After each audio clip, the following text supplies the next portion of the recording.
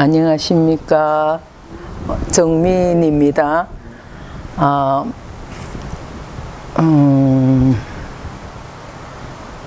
오늘도 이렇게 유튜브로 또 영상을 찍게 되었는데, 유튜브를 한다는 거는 카메라가 오니까 늘 어렵네요. 똑같은 거.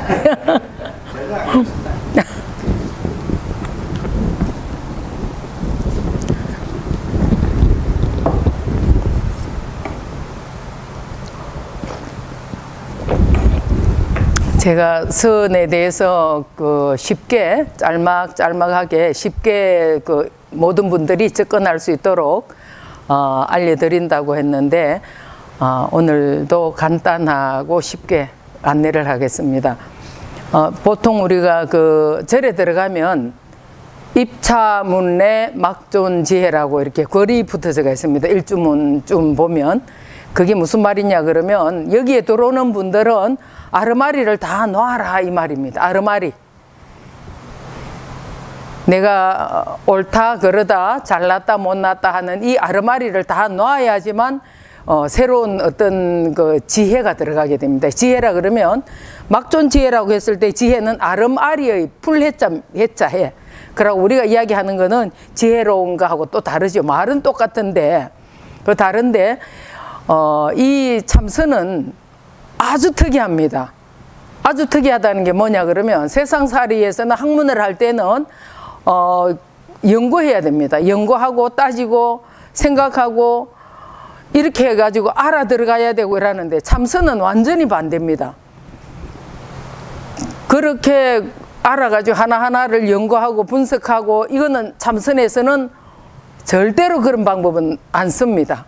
그럼 어떤 방법을 쓰냐 그러면, 그냥 이 먹고 이렇게 하면 이 먹고에 대한 오로지 모르는 거, 이 말을 벽에다 대는 거와 같이 앞도 뒤도 없이 그냥 이 먹고를 합니다.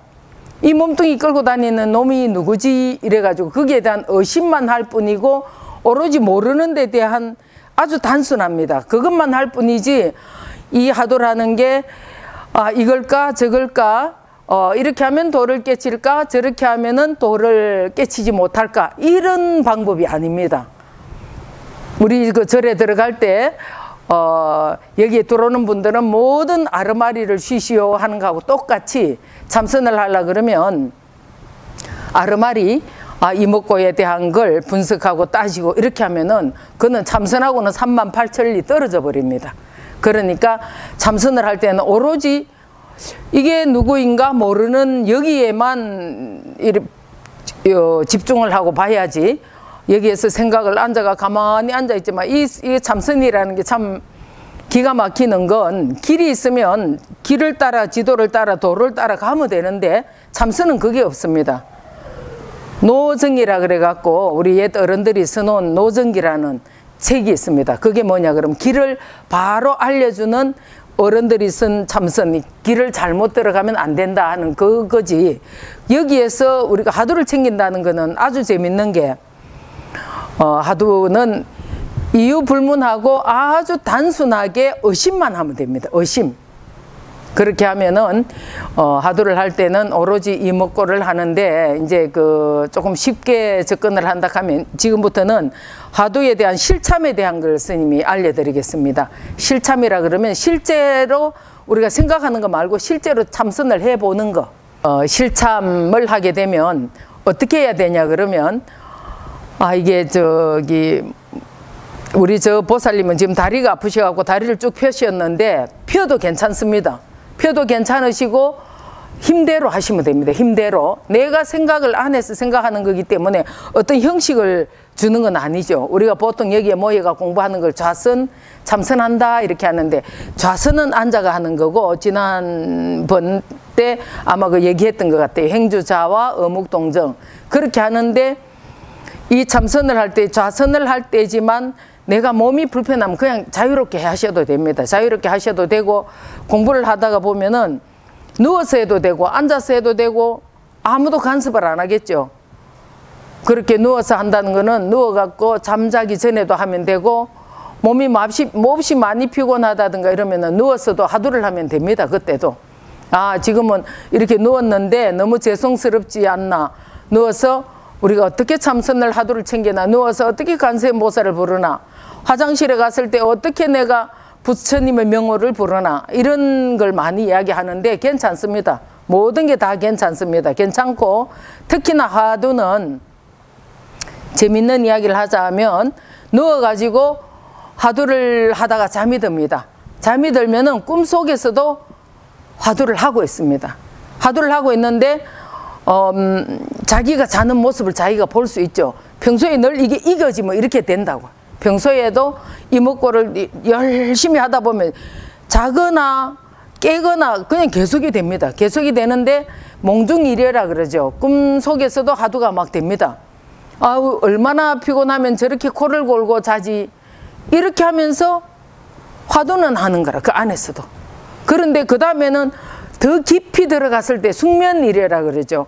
그 우리 큰스님, 성철 큰스님 법문을 들어보면 늘 몽중일해, 숙면일해가 되느냐 이런 걸 이렇게 말씀하시는데, 화두를 우리가 진심으로 간절하게 늘 화두 이먹고 내가 정말 내가 누구지라고 이렇게 챙기다 보면 깊은 잠 속에 들어가서도 화두가 있습니다. 이제 요거는 열심히 한번 해보시면 바로 경험할 수 있어요. 열심히 해보시면 그렇게 할 수 있고, 실참이라 그러면 이제 앉는 거, 숨 쉬는 거. 그러면 처음 이렇게 참선을 하려면은 호흡을 먼저 해야 되지 않느냐. 우리 아래 그쪽에서도 집중 참선을 할 때 누가 호흡에 대한 이야기를 했죠. 호흡도 좋습니다. 어떤 호흡이라도. 그게 뭐냐 그러면 숨을 화두를 하지 않고 나는 호흡만 했는데 그것도 공부가 됩니까? 이렇게 누가 물었는데 그 제가 처음 공부할 때 큰 스님께 여쭈었어요. 스님, 저 호흡을 해야 됩니까? 화두를 해야 됩니까? 이렇게 물으니까 화두만 하게 되면 호흡은 자연 따라오게 되어 있다는데 그 말씀이 맞거든요. 화두를 이목구를 딱 하면 자연 이목구 이렇게 하면 숨이 골라지거든. 그렇게 하다 보면 소호흡은 이목구 헐떡 하면서 이목구는 안 하거든. 이목구 할 때는 고요하게 이렇게 들어가기 때문에 자연 호흡이 따라오게 됩니다. 그렇지만 화두가 도저히 안 되고 호흡만 됩니다. 이런 이야기를 하신 분이 있는데, 그럴 때는 호흡만 하면 됩니다. 숨을 깊게 들어 마셨다가 천천히 내쉬고, 이거를 보면서 화두 호흡만 두는 게 아니고 이 호흡을 하고 있는 놈을 보면 됩니다.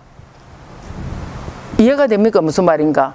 내가 호흡을 깊게 들어 마셨다가 천천히 내뱉고 호흡만 하는 게 아니고 이 호흡하는 놈을 보고 있으면 깨어있다는 이야기죠. 내가 호흡을 하고 있다는 걸 보고 있기 때문에 이건 화두하고 바로 연결이 됩니다. 그러면 숨을 쉬면서 호흡을 하면서 이 호흡을 하는 놈이 누구인가 라고 하면 이 두두물물이 다 화두라는 게 바로 이런 이야기죠. 어떤 것도 내가 관세음보살을 부를 때도 마찬가지로 이 관세음보살을 부르는 놈이 누구인가. 그러면 우리가 저기 어느 해상에서 이야기하는 연불선하고는 또 다릅니다. 이게 연불선은 연불을 하면서도 뭐 참선을 할 수 있으니까 그게 더 크지 않나 이러는데 그거하고 이거하고는 또 다릅니다. 우리는 오로지 깨어 있어야 되며 화두를 챙겨야 되며 이런 거지. 연불을 하면서 화두를 하는데 연불을 하면 하나가 더 이익이 있지 않나. 이건 이제 반대 방향이죠. 우리는 관세음보살을 부를 때 관세음보살을 부르는 이놈이 누구인가라고 거기에서 화두를 챙겨야 되는 건데, 연불을 하면서 화두를 하고 연불을 하니까 더 이익이 크지 않나. 연불선에서는 조금 애매하더라고. 애매해. 그런 방법은 안 됩니다. 안 되고 본인이 연불을 하고 싶더라도 연불을 하면서 연불을 하는 이놈이 누구인가, 연불을 하고 있는 이놈이 누구인가라고 그렇게 의심을 해야 됩니다. 두두물물 의심. 이해가 되십니까? 이해되시죠? 그러면 이게 모든 건 화두하고 연결이 되는 거라.